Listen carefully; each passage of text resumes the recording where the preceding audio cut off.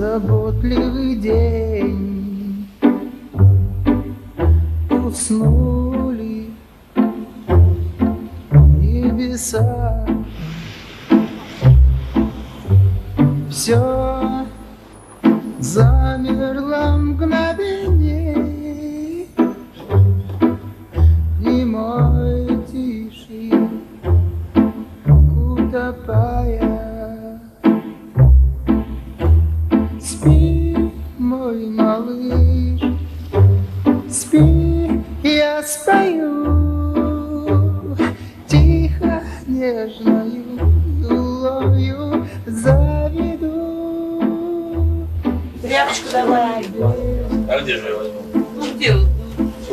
Ну, видишь, вот он сказал так, что вот эти мальчики, которые будут выдавать, они... Вот, а то мясо покупать. C'est difficile de comprendre comment on y arrive avec 50 000 roubles par mois. Mais on se débrouille. On achète du pain noir, c'est moins cher. Le bœuf aussi, c'est moins cher. Les oignons, on les fait pousser sur le balcon. Je triche quand je paye l'électricité. Le chewing-gum et les bonbons, je les achète avec l'allocation que ma fille reçoit de l'école. Mais on a beaucoup de problèmes avec le chat. Il ne mange pas les oignons ni les pommes de terre. Ça commence à quelle heure? C'est à 8h moins le quart, non? Petite inquiétude pour Lena et Roman ce vendredi soir. La télévision russe a comme mauvaise habitude de déprogrammer sauvagement des émissions, mais pas celle-là. О, ура! Включайте первую программу! Ce qui provoque l'enthousiasme de Lena, c'est le chant des miracles. Version russe de la roue de la fortune, copiée et arrangée en toute illégalité. 3 ans d'existence, et c'est aujourd'hui l'émission numéro 1 des 5 chaînes russes. 140 millions de téléspectateurs, 70% de part de marché, $12 000 la minute de publicité. Le moindre cadeau équivaut à 1 mois de revenus de la famille.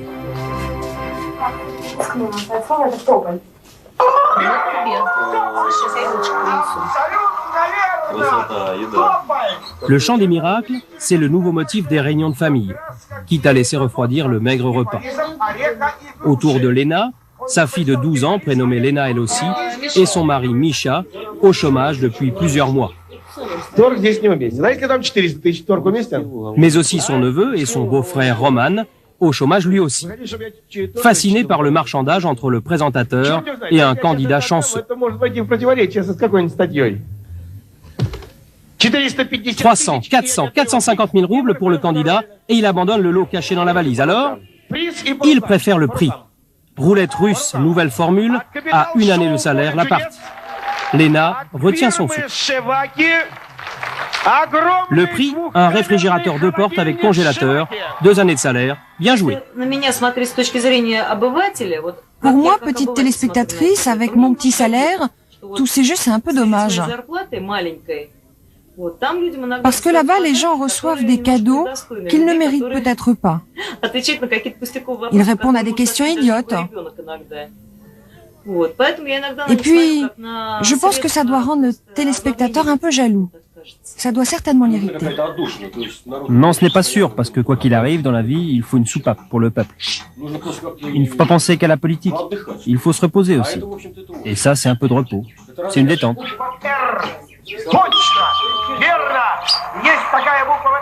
Et tous les vendredis soirs, Lena et sa petite famille participent de leur mieux, devinent avant les candidats, en espérant secrètement y participer un jour. Après 70 ans de frustration, la société de consommation est là 45 minutes durant à portée d'œil, juste derrière l'écran. Lena reste sur le quai, tandis que le train de l'économie de marché force l'allure dans les pauses publicitaires. Ici, sur de vieilles images de la propagande soviétique, achetez des actions des meilleures entreprises du pays, dit la pub. Vous pouvez devenir riche. Là, outre les médailles de guerre du grand-père, une babouchka lègue à sa petite fille des obligations de sa banque. 300% de bénéfices l'an passé. Adieu enfin l'hiver et la pluie pour l'été éternel du Sri Lanka.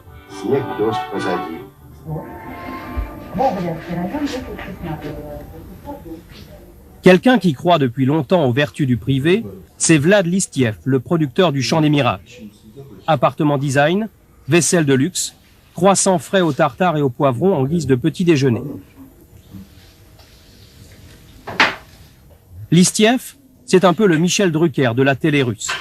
C'est lui qui le premier a mis à l'antenne et présenté le Chant des miracles, c'était en 1990.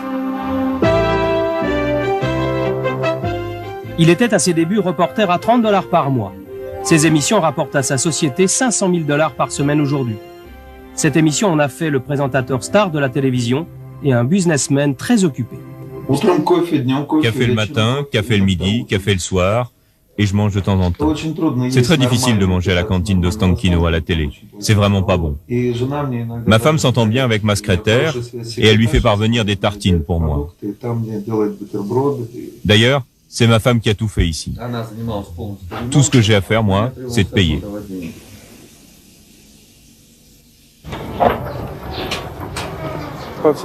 Je ne sais pas si je fais partie d'une nouvelle classe sociale. Disons qu'il y a de plus en plus de gens qui possèdent quelque chose, et donc quelque chose à perdre. Je ne peux pas dire que je sois quelqu'un de très riche, mais je ne suis pas pauvre. Il y a quelque temps, ça irritait beaucoup les gens, mais ça s'est calmé.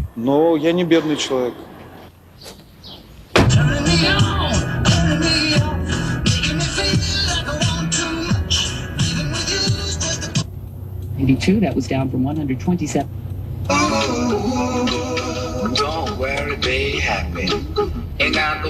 Listiev est le patron d'une société de production qui fabrique les 10 émissions les plus regardées de la télévision. Il présente lui-même un talk-show sur des thèmes de société, comme le viol, la prostitution ou la criminalité. Il a pris, lui, le train de l'économie de marché dans le wagon de tête. C'est ma voiture personnelle. Mais elle a été payée par ma société. C'est comme pour mon appartement. Il se rend tous les jours à son bureau près de la gigantesque tour de la télévision d'État, où ce qu'il en reste, 90% des programmes sont fabriqués par des sociétés privées.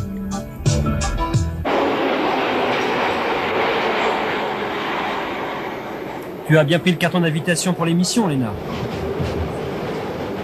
Oh oui, Léna l'a bien pris, son carton.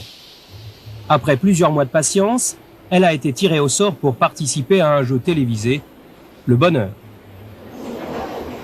Pour l'occasion, la petite famille a pris le métro.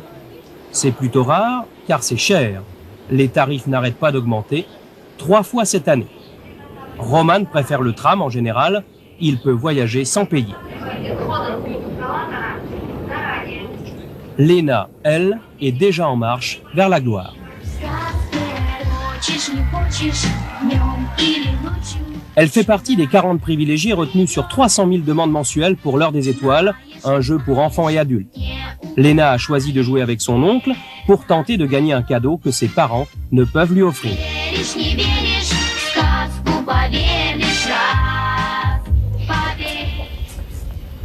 Léna a d'autant plus de chance qu'elle habite Moscou.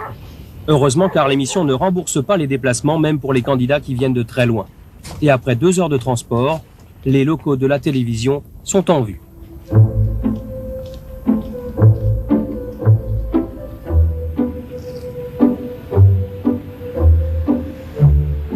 Ici, il y a 2 mois à peine, les affrontements entre les putschistes et les forces armées ont fait plusieurs morts. Les chars gardaient encore les accès d'Ostankino il y a quelques jours. Roman et sa femme ont toujours ces moments terribles à l'esprit. Вообще было страшно. Полночи не спали. On avait tous très peur, on ne dormait pas. Les chars, le sang.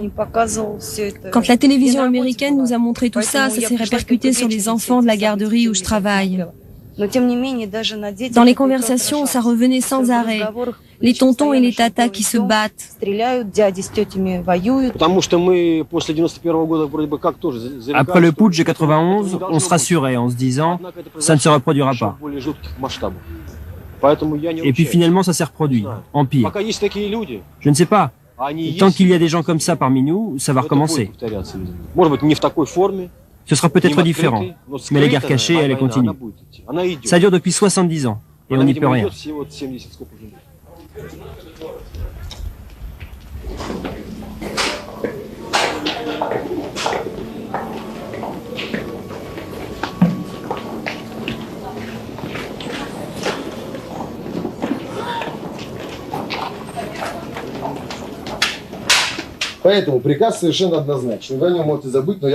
Je vous donne comme seul ordre impératif, et si vous l'oubliez, je gueulerai, de sourire et de rire de manière pathologique, tout le temps, même si c'est sans raison.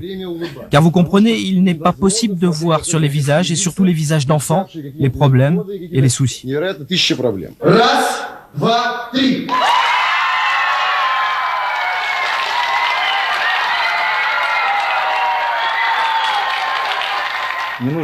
Ne vous gênez pas pour exprimer vos émotions. Si vous avez envie de rire, riez, mais comme des stars américaines. Si vous avez envie de pleurer, pleurez. De toute façon, 98% d'entre vous vont perdre. C'est pas grave, 4 gagneront quand même.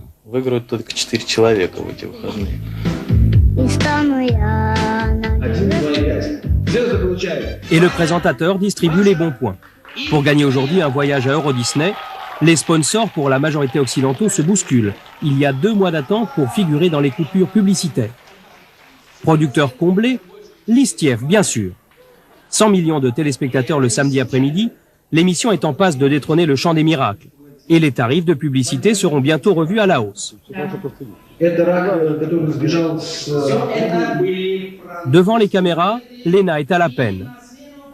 Elle est éliminée au premier tour. La monnaie française, c'était le franc, Lena, pas le louis. Adieu le voyage en France, le magnétoscope, le téléviseur. L'heure des étoiles ou le Chant des miracles ne font pas que des heureux. Listiev fait le gros dos. Bien sûr, il y a eu des attaques contre nous, parce que la situation économique est très difficile. Les gens ont du mal à acheter des produits de base et à se nourrir. Et nous, on distribue à tour de bras des téléviseurs, des magnétoscopes. Alors j'ai expliqué dans le journal que nous éditons que nous avons créé dans nos émissions une situation économique dans laquelle tout le monde gagne et personne ne perd. Alors le Premier ministre n'a qu'à faire la même chose dans tout le pays.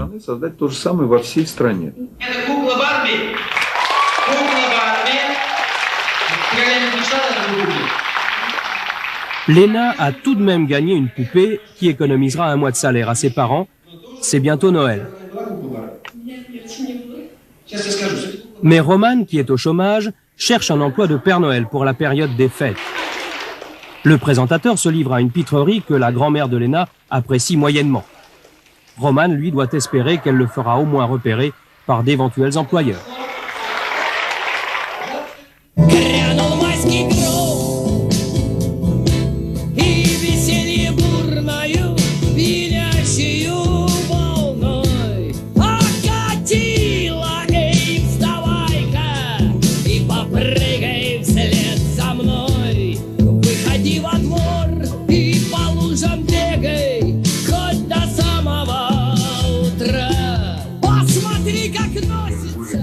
Babouchka est assidue devant sa télévision, 4 heures par jour en moyenne. Et elle arrive juste à temps pour l'un de ses programmes préférés.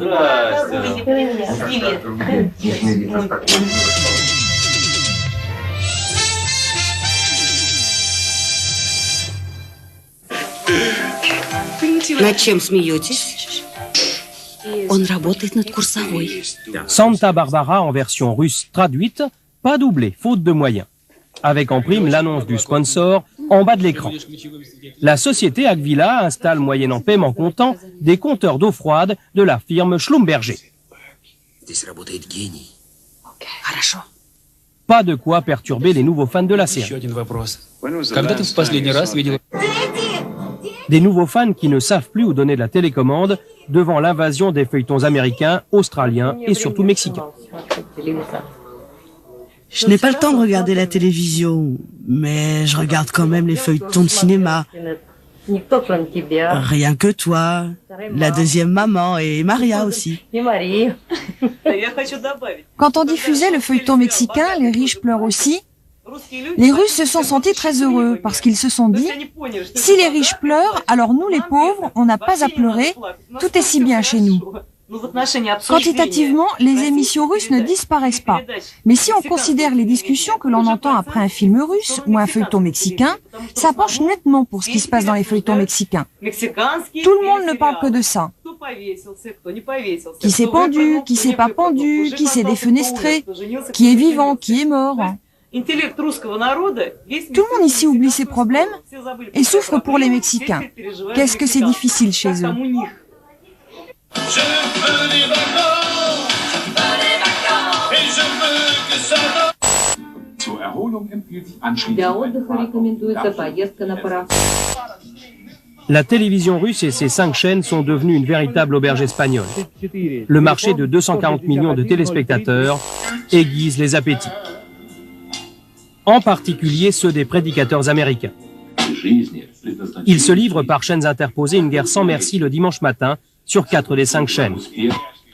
Les émissions ne figurent pas dans les programmes.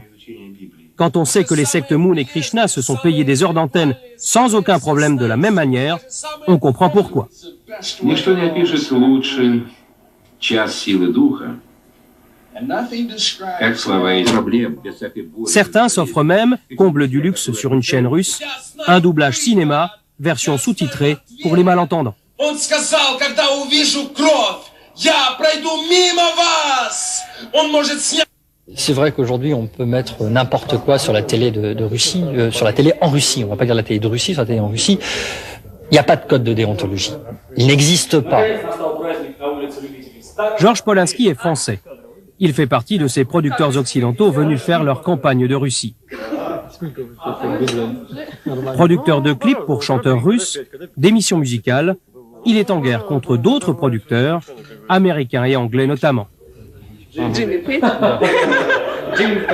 В нашей программе Джимми Пейдж. Une guerre bon marché, car produire un clip comme celui-ci coûte 2000 francs à Moscou. Enfin, bon marché, pas toujours. Georges Polanski travaillait auparavant avec la première chaîne, Ostankino. Et puis un jour, problème. L'heure d'antenne à laquelle nous diffusions notre émission le samedi soir était gérée par une unité de programme qui nous a demandé un bakshish, qu'on a refusé tout simplement. Mais pourquoi ils nous ont demandé ce bakshish? Parce que des Américains étaient en place, qui eux voulaient l'émission et qui ont proposé de l'argent. C'est aussi simple que ça. Donc comme c'est un pays qui découvre tout et comme c'est un pays où il n'y a rien, ben c'est vrai que quelquefois on va à la facilité. Et si vous n'avez pas dans ce cas-là soit un minimum de relations, soit un minimum d'expérience, etc., vous passez plus et vous faites plus rien.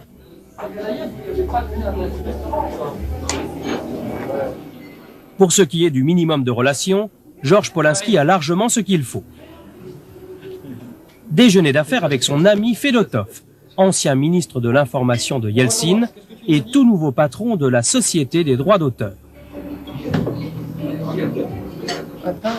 Déjeuner d'affaires dans le restaurant à la mode où ne se côtoie que du beau monde. Voici justement un ancien conseiller de Gorbatchev qui passait par là. Eh ben, au plaisir alors. Un repas vaut 1 mois de salaire, payable cash en dollars ou en monnaie forte. Deutschmark, livre sterling, mais ni rouble ni franc français. Fedotov est venu gentiment informer son ami Polanski de la sortie d'un oukaz, d'un décret présidentiel. Concernant les droits d'auteur. Officialisant la création de la Société des droits d'auteur. Qui est du 7 octobre. Pour le plus grand soulagement du producteur français. Tout est piraté, il y a un gros problème de droit, la télé de service public est un des premiers pirates. 50 000 fois le salaire minimum, ce sera le montant de l'amende maximale en cas de piratage. Et ce sera efficace, car ça ne dépendra plus de l'État. 50 000 fois le salaire minimum aujourd'hui, ça fait 350 millions de roubles. C'est une somme rondelette. Une somme rondelette que peu de monde peut aujourd'hui payer en Russie. Près de 2 millions de francs.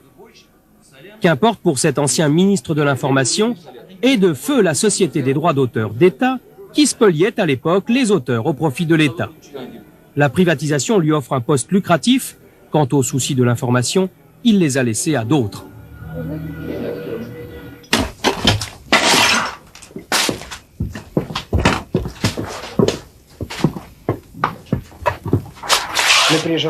Le directeur de l'information de la première chaîne n'a plus de bureau. Il y a 2 ans, lors du putsch de 91, explique-t-il, les assaillants étaient venus avec des drapeaux soviétiques. Ils sont revenus il y a 2 mois avec des armes et des lance-flammes. Mais depuis plusieurs années, Boris est à ce poste. Et il tient bon. Aurais-je gardé ce poste si je n'étais pas un proche? D'ailleurs, je ne suis pas un proche de Yeltsin. Oui, je soutiens ses convictions, mais notre information a aussi donné le point de vue du Soviet suprême quand il existait encore, et celui de Routskoï et Kasboulatov, le président du Parlement. On a essayé de travailler en calmant constamment les deux parties. C'était notre objectif. Donc vous comprenez que c'est difficile de faire de l'information dans ce pays. Ça fait 2 ans que je suis moi-même dans une situation difficile et personne ne m'a viré. D'ailleurs, ça m'étonne.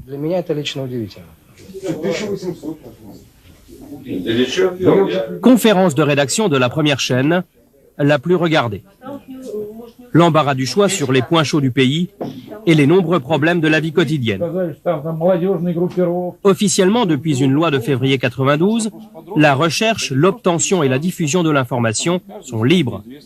Mais à 2 pas de la grande table de conférence, un téléphone particulier, vieil héritage de la tradition communiste, la Vertouchka, ligne directe avec le Kremlin.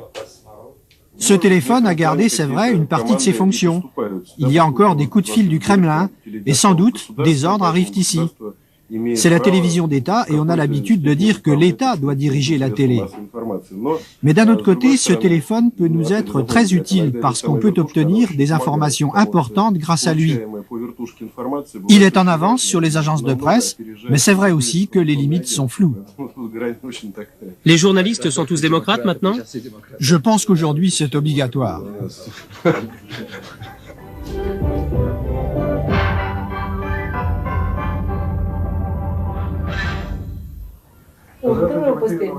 Les titres du journal ce soir-là n'annoncent rien de bien optimiste. Le prix du pain augmente encore. La criminalité aussi. Mais cette apparente liberté retrouvée de l'information ne suffit pas à rassurer l'ENA sur l'avenir de la démocratie.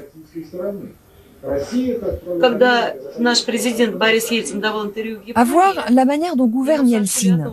Quand il vire par exemple un conseiller qui propose de faire en même temps les élections présidentielles et parlementaires, moi je trouve qu'il y a moins de démocratie. Moi, je trouve que l'information est plus libre, qu'il y a plus de démocratie. Je regarde rarement la télévision et je trouve que les émissions sont de plus en plus libres. T'es pas solidaire avec moi. Ouais, mais toi, tu regardes trop la télévision. Теперь это должен держать. А почему бы тебе не здесь поставим? Ну, поболтайте вот эти вот штуки, это идеологически за 3 года существования моей. En 3 ans d'existence, j'ai toujours invité qui j'ai voulu dans mon émission. Je n'ai jamais eu d'interdiction pour motif politique. Mais pourquoi le vice-premier ministre que vous aviez invité aujourd'hui n'est pas venu? Parce qu'il ne pouvait pas dire la vérité. Et qu'il ne voulait pas mentir.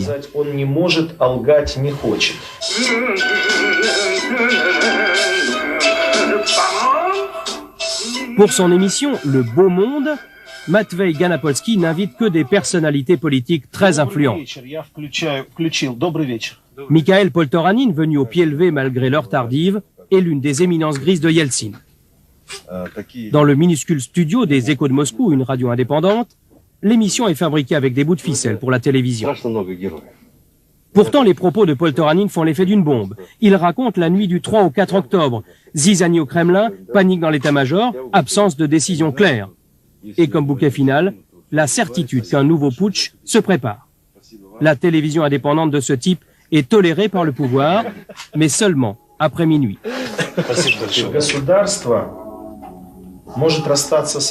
L'État peut se séparer de tout et le céder au privé.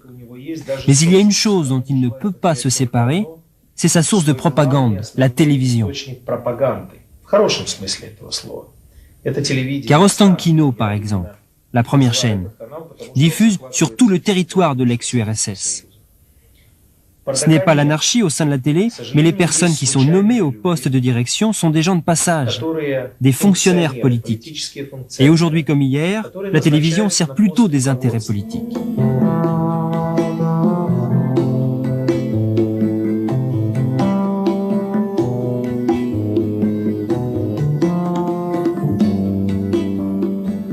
En apparence, Moscou a repris un semblant de vie normale depuis les événements d'octobre. Sauf peut-être pour un homme.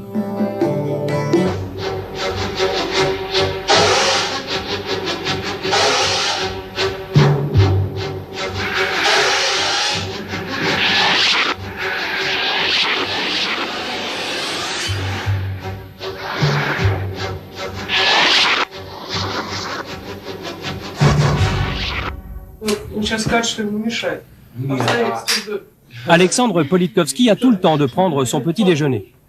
Il a été débarqué de son poste de présentateur. Son émission Politburo est pourtant la plus populaire du genre. Mais avec son équipe de journalistes indépendants, enquête et reportage à l'appui, il a relaté à sa façon les événements d'octobre. Ça n'a pas plu. Voici la dernière émission avec Politkovski, dans son décor de cuisine, car c'est dans cette pièce qu'on parlait politique dans le temps. Il y prend le thé avec son invité, Mikhail Gorbatchev, comme le veut la tradition. C'était le vendredi suivant les émeutes, vers minuit 15. Une semaine plus tard, un membre de son équipe est à l'antenne. Il annonce que le maître des lieux n'est pas là, mais que le collectif de Politburo a pris la décision de continuer à diffuser dans ces temps difficiles, malgré toutes les interdictions, et que le téléspectateur a le droit total à l'information. Curieux louvoiement de censeurs, ayant sans doute perdu la main après des années d'inactivité. Depuis très longtemps, on n'avait pas eu de censure, et on n'en avait plus du tout. On se disait vraiment que les gens de la censure avaient disparu. Mais dès que l'état d'urgence a été décrété, les censeurs militaires sont ressortis comme par miracle, dont on sait tout. Avec les membres de l'équipe, nous avons fait une enquête pour savoir d'où ils sortaient, mais on n'a rien appris. C'est comme s'ils venaient de la clandestinité, et puis ils se sont évaporés. Les tournages continuent dans des conditions difficiles. Le secrétaire général du nouveau parti communiste d'Union soviétique, ça existe, sera de l'émission suivante pour expliquer que Marx et la démocratie, c'est compatible. Tandis que dans une pièce voisine, l'ancien hymne soviétique est tourné en dérision. Sous Gorbatchev déjà, Politkovski avait émis clandestinement. Pour s'être une nouvelle fois attaqué à des intérêts politiques de l'équipe en place, il est mis sur la touche. On a montré, par exemple, combien un homme d'État demandait de dollars pour accorder une interview. On a beaucoup trop titillé tous ces gens qui dirigent notre État, et le Soviet suprême d'abord, et maintenant l'équipe de Yeltsin. Si on parle concrètement, on a fait du journalisme dans nos émissions clandestines tout au début. Puis on a fait du journalisme politique, et aujourd'hui on fait de la politique, comprenez. Nous représentons pour le pouvoir une force bien déterminée qui peut prouver certaines choses et influencer ainsi l'opinion publique. Comme on ne fait pas partie de leur bande, on veut nous virer.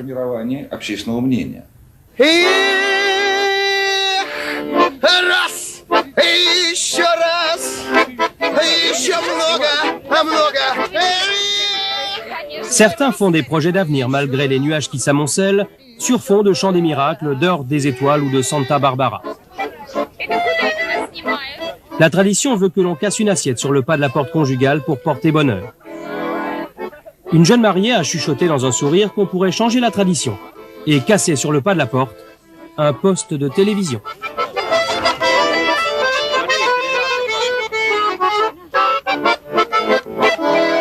Cha-cha-cha.